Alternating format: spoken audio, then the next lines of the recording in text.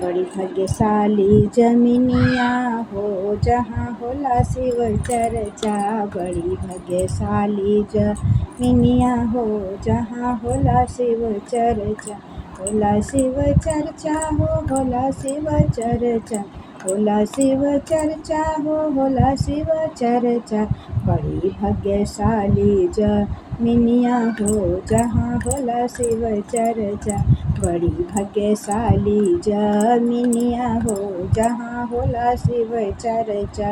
वही शिव चर्चा में भोले जी आए। वही शिव चर्चा में भोले जी आए। भोले जी आए हो भोले जी आए।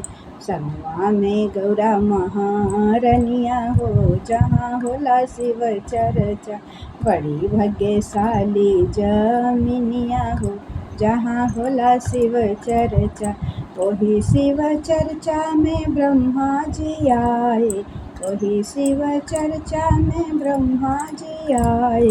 ब्रह्मा जी आए हो ब्रह्मा जी आए। संगवा में सरस्वती रनिया हो जहाँ होला शिव चर्चा।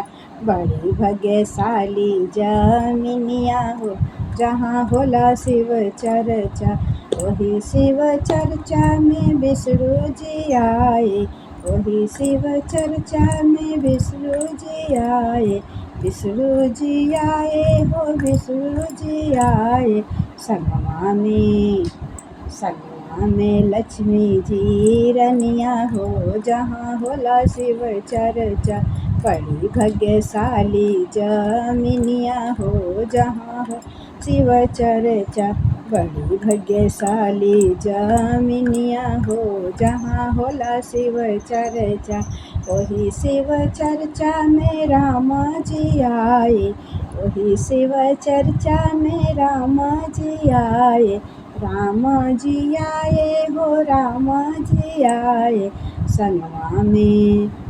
संगमा में सीता जी रनिया हो जहाँ होला शिव चर्चा।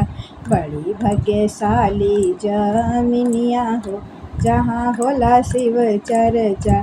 बड़ी भाग्यशाली जमिनिया हो जहाँ हो शिव चर्चा। वही शिव चर्चा में कान्हा जी आए।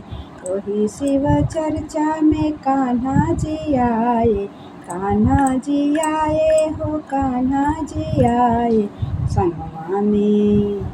संगमा में राधा जी रनिया हो जहाँ होला शिव चर्चा।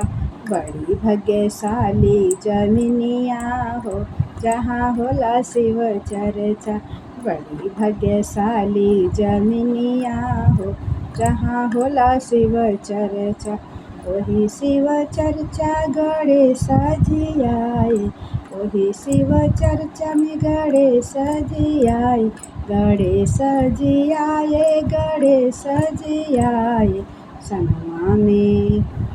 संगमा में रिद्धि सिद्धि रनिया हो जहाँ होला शिव चर्चा।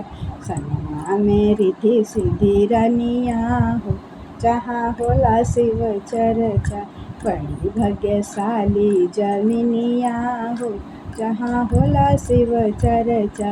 बड़ी भाग्यशाली जमिनिया हो जहाँ होला शिव चर्चा। बड़ी भाग्यशाली जमिनिया हो जहाँ होला शिव चर्चा। होला शिव चर्चा हो होला शिव चर्चा।